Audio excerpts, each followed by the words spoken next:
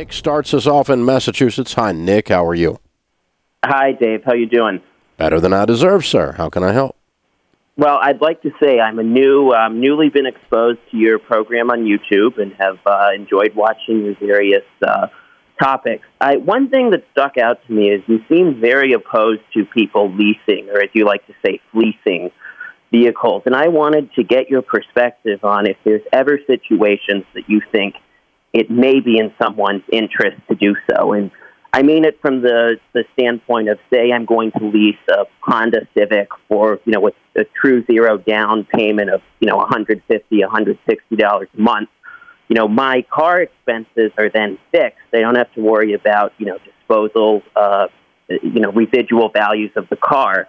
That's all, that's all sort of baked in, and all of that risk is off the table. Do you still think that it's better to procure a used vehicle and being subject to costly repairs and then eventually not knowing the full cost until you get rid of the car at a later date and time? Mathematically, it has to be, or Honda is losing money on the transaction with you on average. And Honda is not losing money on the transaction with you on average. They're not stupid. Okay? Because I know that. Did you hear what I just said? Yes. No, I get it. Okay. I get it. So if you drive their car for 4 years in a 4-year lease and you hand it back to them 100% of the time, unless they have screwed something up royally, they have, you have not, you've limited your risk on depreciation because you've guaranteed you're going to pay the maximum depreciation in your payment.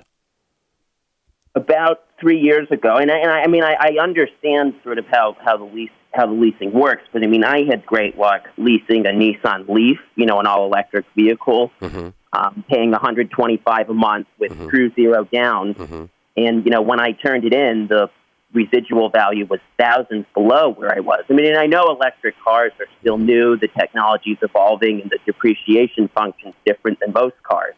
But, it's ended up being... Let's talk about that, okay? If that happens, if they do 1,000 of those, and they lose money on every one of those transactions, what you're saying is the value of the car was less than your residual value by far, right? Correct. And so that means they take that car then from you, and they sell it at a loss. Yes. If they do that thousands of times, they're out of business. Well, I know... Since then, they've adjusted the residuals on. But you see what I'm saying? Mathematically, a lease has to be designed where they make money on all areas of the transaction. It has to be. They're not an altruistic organization. They're not there to bless you, my son. They are there to take your freaking money.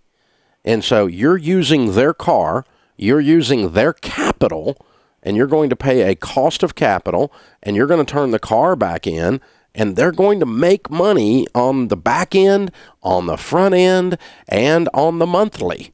And if they don't, they're going to go out of business. And let me just tell you, man, General Motors, Lexus, Honda, there are a lot of things, but when it comes to crunching numbers on the depreciation of a vehicle and building that into your fleece payment, 100% of the time, man, they're not going to screw that up. They're very good at what they do. And if you're under the illusion that on average you're going to make money off of these guys, then you're not running your calculator properly. It's impossible, dude. I just worry, I'm in the market for a Okay, you do whatever you want. You ask, and I told you. That's how it works, okay? I'm not going to argue with you anymore. Hey guys, thanks for watching. If you enjoyed this video, click the subscribe button to get the latest content and check out these other great clips from the show.